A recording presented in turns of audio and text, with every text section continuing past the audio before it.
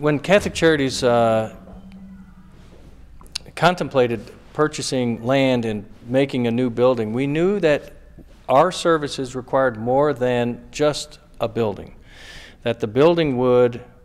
encompass the vision and celebrate the mission that Catholic Charities means to so many in this community, that it would allow us literally to be present in and present to this community in a new way. And so a great deal of thought went into the how of the building so that it can explain the why of the building. In the first and most prominent feature in my mind is that the chapel,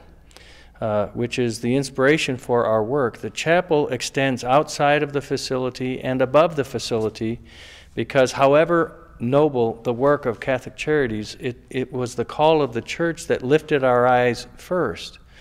And the call of the church is broader and higher and more aspirational still than the work of Catholic Charities. And so the chapel literally extends outside of the facility and above the facility, symbolizing the role that the church is broader and higher than Catholic Charities, and indeed is the inspiration for the work of Catholic Charities. The crossbeam that's on the northwest corner of the facility, the building itself embraces Classen Blvd. And we called our capital campaign the Crossbeams Capital Campaign,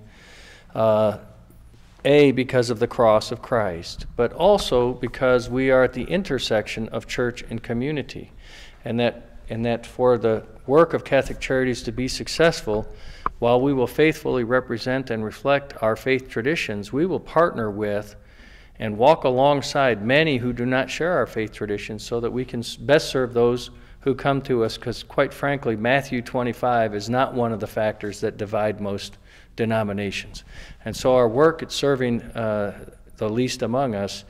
really does bring us together, and quite frankly allows us to have conversations, better conversations with those of different faith traditions that bring and focus on those things that bring us together.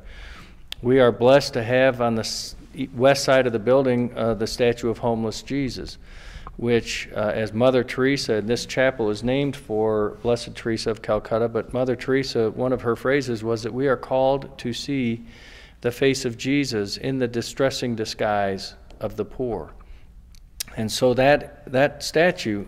right along Classen Blvd, and as I say, about 60,000 cars a day travel north and south on that space, is silent witness to the why and what we do, and that we are called to see Jesus in the least of our brothers and sisters, and indeed to gain as much from our interaction from them as we ever hope to give to them, so that we all win in that exchange. We're pleased to show the lotus of Catholic Charities on the south face of the building, painted as they were done in the 1930s. And the lotus represents, each color, each petal represents one of our service programs. But just as one petal doesn't define a flower, one service program doesn't define our agency, and it's only when we bring all those service programs together and in our faith tradition centered on the cross that we best serve those who come to Catholic Charities. There are many other design features internal to the space as well that reflect the dignity of those we are called to serve, and that we hope makes them feel welcome, feel respected and loved, because just because one suffers material want doesn't mean they shouldn't come to a place that isn't warm and bright and cheerful and nicely appointed. Just as much as you would like to go to a nice space, they should come to a nice space. We were blessed with the support of this community making this building happen, and the best way that we can give thanks to those who